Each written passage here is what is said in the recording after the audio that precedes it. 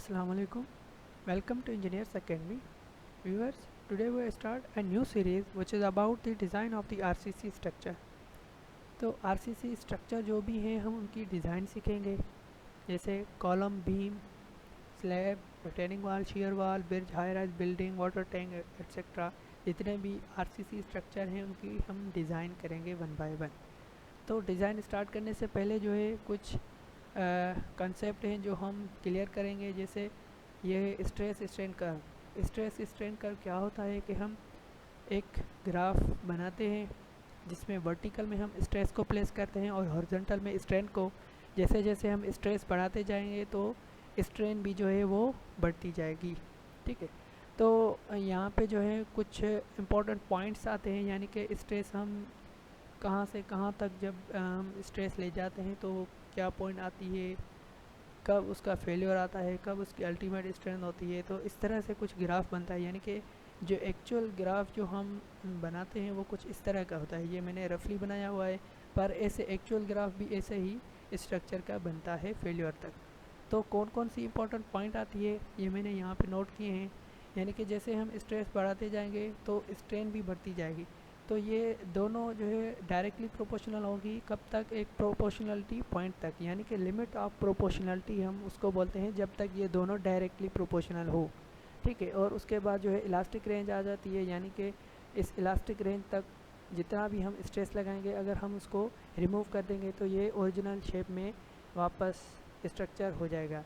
लेकिन अगर elastic range से हम ज़्यादा फोर्स या स्ट्रेस जो है ज़्यादा कर लेंगे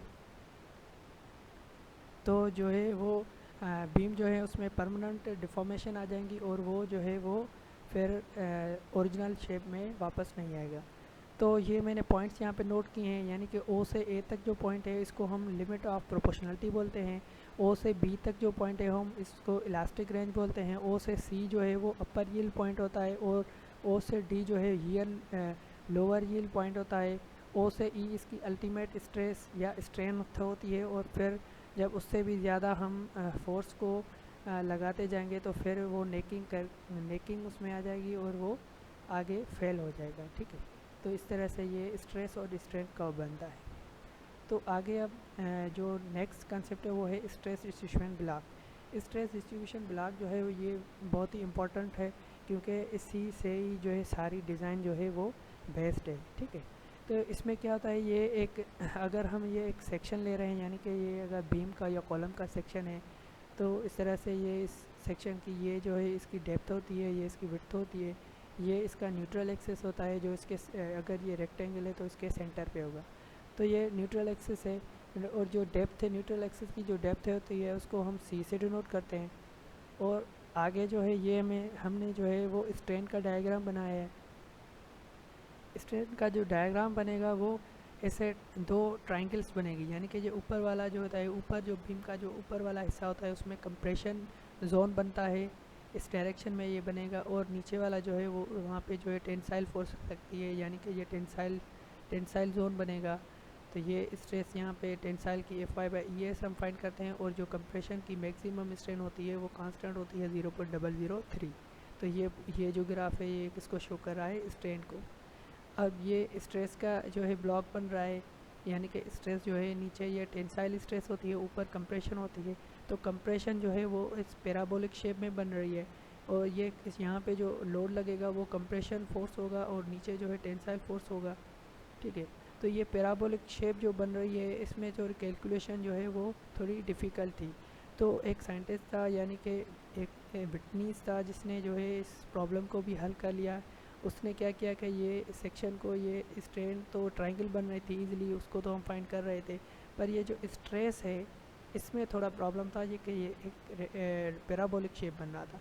तो उसने क्या किया, ये जो पैराबोलिक जो शेप था इसकी जो एरिया है उसी एरिया का उसने जो है इससे बीम की विड्थ लेके एक रेक्टेंगल शेप बना लिया। तो रेक्टेंगल का जो है वो ईज़िली हम उसकी एरिया भी फाइंड कर सकते हैं और उस पर जो है कैलकुलेशन भी इजी हो जाती है। तो ये जो कॉन्सेप्ट है ये किसने दिया? विटनीज़ ने दिया। तो इस डायग्राम को विटनीज़ डायग्राम कहा जाता है। ठीक है, तो इसमें ये इसकी जो ये ब्लॉक जो बना ये विटनीज़ ब्लॉक है। इसमें इसकी जो विड्थ है इसको बी से डिनोट किया जाता है और इसकी जो डेप्थ है वो इसको ए से डिनोट किया जाता है।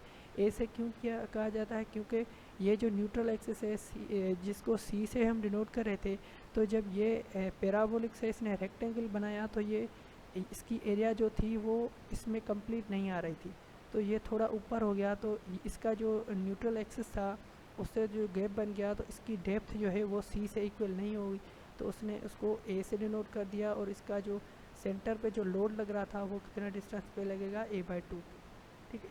और जो a/2 से जो डिस्टेंस इस टेंसाइल फोर्स का लग रहा है वो उसको उसने डिस्टेंस को z से डिनोट कर दिया, और z जो है वो इक्वल हो जाएगा ये जो इफ़ेक्टिव डेप्थ है d माइनस a/2, ये a/2 ये जो डिस्टेंस है a/2 इसको आप अगर हम माइनस कर लेंगे तो ये जो टोटल डिस्टेंस होगा इसको इसने z से डिनोट कर दिया। तो कौन कौन से जो है इसने पॉइंट्स बताए, इसने जो है वो स्मॉल सी को कहा कि ये डेप्थ ऑफ न्यूट्रल एक्सिस है, कैपिटल डी ओवरऑल डेप्थ है और स्मॉल डी इफेक्टिव डेप्थ है, ए जो है वो डेप्थ ऑफ विटनीज ब्लॉक है और 0.85 FC डैश जो है वो एवरेज कंप्रेसिव स्ट्रेस है,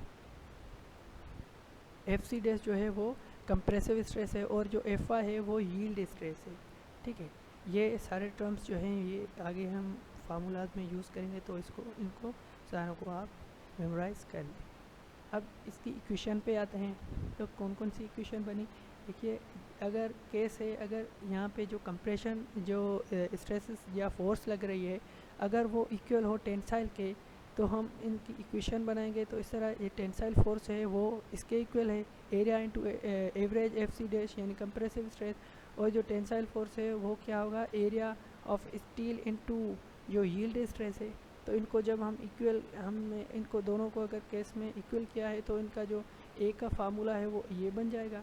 तो अगर हमें उस सेक्शन की डायमेंशंस और एरिया ऑफ स्टील गिवन हो तो हम जो है यहाँ से डेप्थ ऑफ कंप्रेशन ब्लॉक जो है वो फाइंड कर सकते हैं। अगर गिवन ना हो यानी कि अगर हमें इसकी डायमेंशंस और एरिया ऑफ स्टील गिवन ना हो तो विटनीज कह रहा है कि फिर हम जो है ये फार्मूला यूज़ करेंगे, A is equal to β1 into CB। तो β1 क्या है, β1 इक्वल टू 0.85 है और CB जो है डेप्थ ऑफ न्यूट्रल एक्सिस है। अब ये जो बीटा है इसकी वैल्यू जो है वो FC डैश की वैल्यू से वेरी हो जाती है, यानी कि ये 0.85 से 0.65 तक वेरी होती है। कैसे, ये देखिए अगर ये FC डैश जो है वो 4000 या उससे लेस हो तो β1 हम 0.85 लेंगे, ठीक है।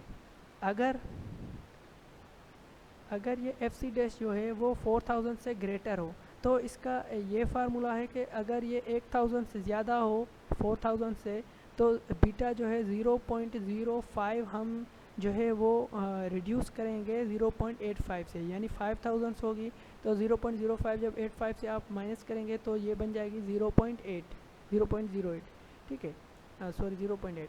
अगर ये 6000 हो जाएगी तो ये बन जाएगी 0.75, अगर 7000 हो जाएगी तो ये बन जाएगी 0.7, और जब ये 8000 बन जाएगी तो ये बन जाएगी 0.65। यानी कि अगर इससे अगर जितनी भी ज़्यादा अगर वैल्यू आई 9000 10,000 तो ये β1 की वैल्यू यही रहेगी 0.65, ठीक है। तो ये इस तरह से इसका प्रोसीजर है इस वैल्यू को लेने का β1 का, ठीक है। उसके बाद जो है, ठीक है, अब ये जो है वो डेप्थ ऑफ कंप्रेशन ब्लॉक वगैरह इस जो है वो क्लियर हो गया।